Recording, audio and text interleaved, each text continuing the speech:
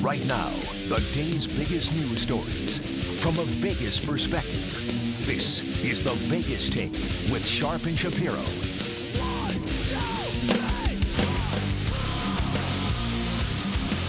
All right, welcome back. It is the Vegas Take, hour number 3. So glad you could join us on a Corona Monday, and by that I don't mean beer. Welcome back to the show. We appreciate you joining us. As you know, we talk so much about the news and the political elements of this. We don't talk too much about the sports elements of it. We have somewhat. There are no sports. The NBA, college basketball, the NHL, Major League Baseball, professional soccer, tennis, the PGA Tour. The list goes on and on, right? Nothing is going on right now except for maybe sumo wrestling. And table tennis. And table tennis, right. So the guy we have with us on the line right now followed his career since I was a little kid, man. He had a great career in the NBA, 10-year career. Played alongside Allen Iverson for a little bit, too, with the Philadelphia 76ers. He is now the associate head coach over there at Wake Forest. A great playing career, great coaching career. He is Coach Rex Walters. Rex, thank you so much for joining us. How are you? I'm doing good, my man. Thanks for having me. How's everything going out there? It's going all right, Rex. It's going as good as it can go. All the casinos are closed, and there's nothing to do. But other than that, it's going just great. Hey, Rex, I got to ask you this. Being a Kansas alum and the great player that you were over there at Kansas, your team was one of the teams that were favored to win the entire thing this year. So how disappointing is it, just from that perspective, that you couldn't watch your team compete for a national title this year? Well, it's always it's disappointing for a lot of kids, and obviously as a Jayhawk fan, as a Jayhawk man, you want to see your school compete and have a chance to win a national championship, which they did. The one thing you find out in the NCAA tournament, though, is the best team doesn't always win the national championship. It's the one that's playing the best on that given night. Sure, and that makes sense. But can you talk from a perspective of some of these seniors that you're coaching, some of these seniors that you've developed these relationships with, that's across the country, that have been robbed of March Madness, have been robbed of not knowing, that, hey, that was my last game and I'll never be able to get back on the court as a college basketball player. I mean, how difficult are some of these kids dealing with that? Well, it's really difficult. It is, obviously. I think right now it's set in for some of them, but also, there's so much going on in their life. Like, so much stuff has been taken away in terms of, we talk to our guys like, you really can't go outside. You're going to have to work out on your own. You're going to have to make sure that no one touches your basketball if you go find a court that you can shoot on. It's such a crazy time right now. But yes, for 68 teams, 68, a lot of seniors out there. This was an end, and it was absolutely taken away from them. So that's very difficult to handle. I think a lot of those guys have the hope of playing professional basketball, and some of them will. But I can't imagine. Our season was over. We had lost the day before they shut it down, so we were done. So our guys, they have a finality of our seniors. But there are a lot of very upset, very unhappy, but also right now there's a lot of wonder about when will it ever happen again in terms of when will they get a chance to really play basketball again. Can we rewind your career back to 1993 when you make the Final Four with your Jayhawks? Can you imagine what life would have been for you that year if, say you win the conference tournament and then you're told, well, you can't play in the NCAA tournament. Sorry, guys. We have this virus that's going around. We're shutting everything down. As a 20-year-old kid, how would you have handled that as a 20-year-old Rex Walters? It would have taken away everything or all the reasons why I played basketball. Because when I was a kid, all I dreamed of was, I want to play in the NBA, but one of those stepping stones was having a chance to win a national championship. So to think that was out of my hands, it would have been crushing. It would have crushed me in a lot of different ways. I can't imagine it, to be quite honest. I can't imagine what some of these guys are going through.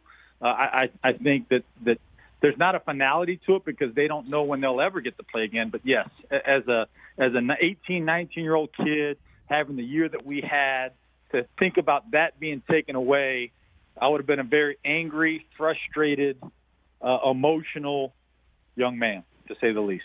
And Rex, correct me if I'm wrong, but is not there a clause being instituted where seniors have a chance to come back for another year by the NCAA? Yeah, there is, but there's so much gray area with that. So you're going to bring back the guys that would have qualified for the tournament, but the guys that did not, because there's only going to be 68 teams. The CIT and the CBI kind of counts. And to be honest with you, most times seniors don't care that much about the CIT, CBI, and in some instances, even the NIT. I hate to say it, but it's true. Like, we had to talk our guys. When I was at San Francisco, we had to talk our guys into playing in it.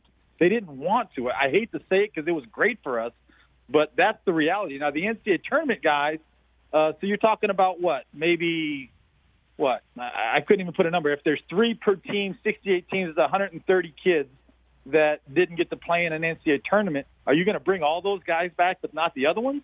I don't see how that's going to work. I really don't. So, Rex, you had an opportunity for an 8 solid year career in the NBA, starting with the Nets, of course, and then with the Miami Heat. Of course, we've had extraordinary circumstances with the pause or possible ending to the NBA season here in 2020. We really haven't seen anything like this along the lines of, we've had lockouts, we've had strikes, but this is something that we really never seen before. What do you think about a possibility of an end-of-the-year tournament in Las Vegas where they would actually play games here at the Thomas and Mack, maybe the Cox Pavilion, or even T-Mobile Arena, and you would have every NBA team here for a kind of like a miniature NBA playoff tournament? What do you think about the circumstances like that actually taking place here in Vegas? Well, I think it all sounds really, really good, and obviously Vegas is the place to have it because people want to go to Vegas, obviously, if the casinos are open, if the shows are going on. But saying all that, like, it's been a while. Like, every day of missed training, it's really like about a week for an athlete, for a high-level athlete, to miss 1 day of training and then follow it up with another, 7, 8, 2 weeks, 3 weeks, whatever it's going to be, and then to say, hey, we're going to play a tournament in Vegas. Like, I don't know if that's – you're going to have a lot of injuries. You're going to have some bad basketball. You got to have a training camp. I was talking to Stan Van Gundy just the other day, and he's like, Rex, like, how are they going to possibly do that? Like, LeBron's still working out. He has a court in his home.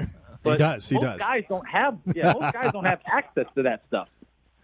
So you're saying that if this tournament does take place in Vegas, that about 95% of the games are going to go under the total then? There you go. You're thinking.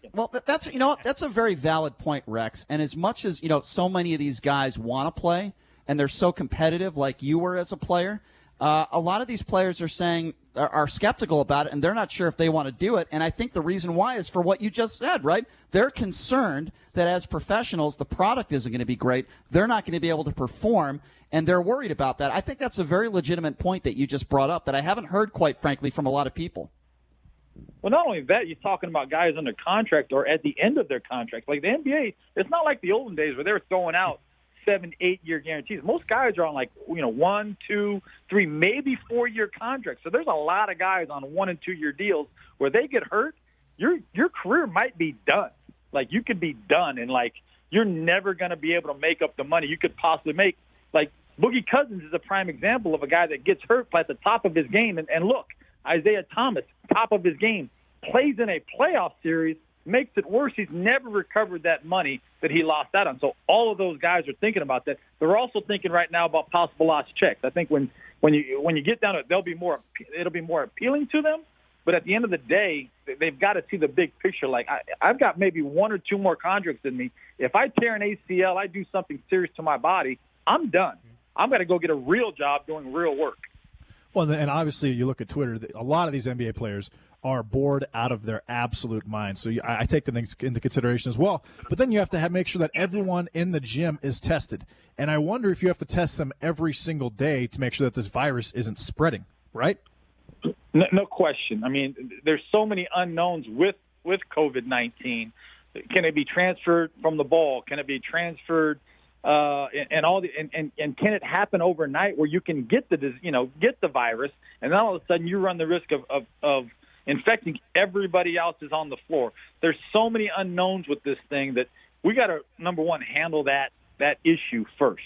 Come up with destroying this virus, making sure we have a cure, all those different things before we can even start talking about basketball. This thing could go a long time, and obviously I can be pretty negative and pessimistic, but goodness gracious, this thing could go a while.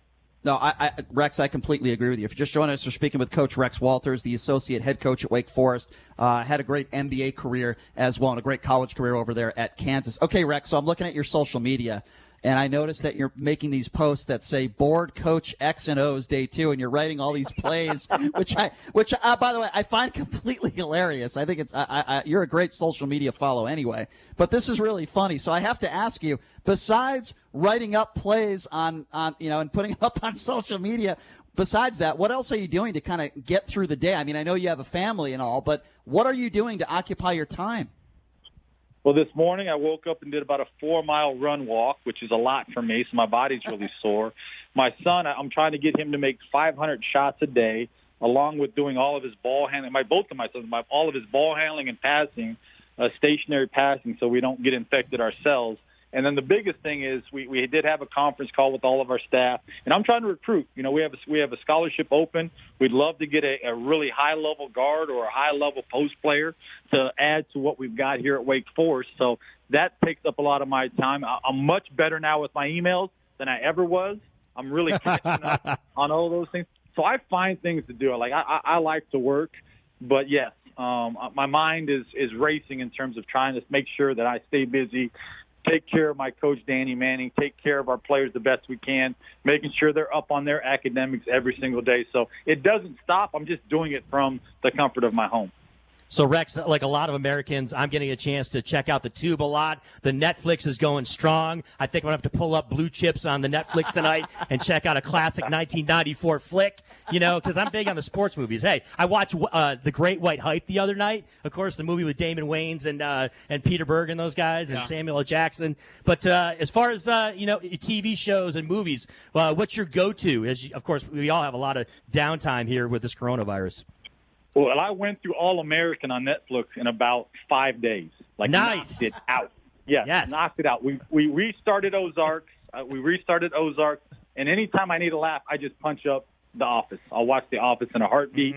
Mm-hmm. Yeah. That's one of my all-time favorites. So those are the 3 go-tos right now. But All American got knocked out quick. I need season 3. I don't know what they're going to do in season 3, but we got to get that rolling again. Yeah, both Brian Shapiro and Jason Stein, they got me hooked on some Curb Your Enthusiasm, too. I was never a guy that really watched that show, and now all of a sudden I'm a huge Larry David guy, too. By the way, it's a sad story, but Rex Walters... It's a really funny show. That one's like 4th or 5th in the wheelhouse.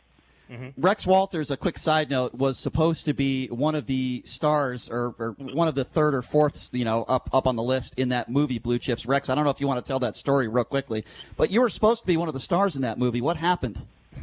Well, my acting. Like I'll say this: when you watch Blue Chicks, the acting is high level for the first 13 minutes.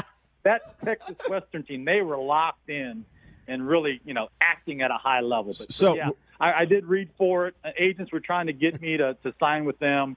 I actually flew out and met Nick Nolte and met William Friedkin and the big man. I thought it was big time. I was like, goodness gracious, what should I do? Like, I'm going to have these Hollywood honeys liking me all of a sudden, but it just didn't happen. Rough life. The skills just weren't there. I had to stick to basketball. So based on what you're just telling me, did you read for Ricky Rowe? I did. I read for Ricky Rowe. I thought, and no offense to the guy that got the part. He's actually someone that Indiana guy, right? He was an Indiana player, wasn't he? He was the guy that had the dirt court. Yep. Yeah, Matt Nover got it because here's the thing. Bobby Knight would not do the film unless one of his players got to play that part. So Bobby Knight had power over all these agents trying to get their clients to get that part. Bobby Knight, took over on that one. So maybe it wasn't your acting. It was Bobby Knight. Bobby Knight cost you your acting career, basically. Well, if anyone wants to get me on Zoom or some FaceTime and give me some parts to read for, yeah, I'm all for it. I'm all for it. Let's get it going. I got some time on my hands. So you mentioned you're working with your sons to get 500 shots in and work on their ball handling, etc. People don't really realize this, but in addition to being a great 3-point shooter, you were an outstanding athlete. You had a variety of dunks. You had a lot of jumping ability. Are your sons did they look like good athletes so far, Rex? Well, I got them on the strength shoes. That's one of my tricks. I had the strength shoes back in the day. Now that's why my back's all screwed up, but it's a good price to pay. We got them doing the super legs. We got them all doing all the stuff because I wasn't a natural guy. My father was actually a really good athlete. He actually lived in Henderson, Nevada, but he was a really good athlete. But it was more man-made. My hops were kind of man-made, so I got to get my man Gunner. He's my middle son. I got to get him on the strength shoes and get him after it. He's got a chance. He's got a chance to be pretty good. And then there's Ace. We call him Ace Boogie. we got to find out how much he really loves it too. You still talking to Musselman, and you guys still have a good relationship? I know you're over there for a short time as one of his assistants. Great relationship. He is hilarious. He is a lot of fun. We text. We get on a big group chat with all the guys that were at Nevada. We all get along really well. A lot of jokes. That was literally one of the most fun coaching experiences of my life. Like it was, and granted, there was zero pressure on me. I didn't do scouts. I didn't have to recruit. I was there to give Musselman my thoughts, which was a lot of fun.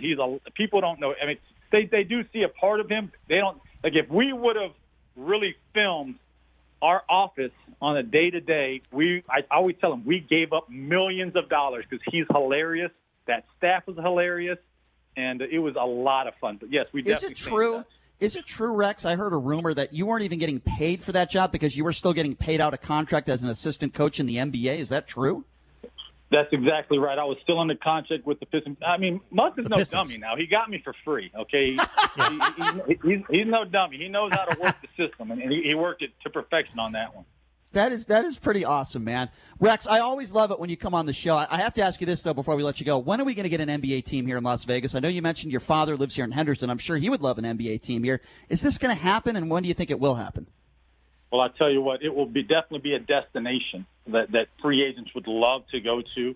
I know that'd be one where a coach that got the job would make sure his team was ready, because those teams flying into Vegas after a night in Vegas will not be ready to play. So there's a lot of great positives of having a team there. I hope it happens. That'd be fun. Obviously, the Summer League's been phenomenal in Las Vegas, and people love going there. So, that'd be a great one. That'd be a great one. I agree with you. Sure. Rex, you've always been one of my favorite coaches, in college basketball, and I always appreciate it when you take some time to come on our show, man. Really appreciate you. Thank you so much. Have fun with your kids, man, and looking forward to see the Walters of the world in the future on the basketball court. Thanks for coming on, man. Really appreciate it, Coach. Anytime, guys. Thanks for having me. Thanks, All right, Rex. Rock, chalk, Jayhawk, baby. There you go. Rex Walters. Always love it when he comes on. He's a great guy. Rex is awesome. And he's also, when you see him as a head coach, and I watched him coach San Francisco, I think he got a bad deal there. I think Rex is going to be a great head coach again someday. That guy, he is just so emotional on the sidelines, and I love coaches that wear their emotion on their sleeve, as you know, and Rex is one of those guys. He is so intense.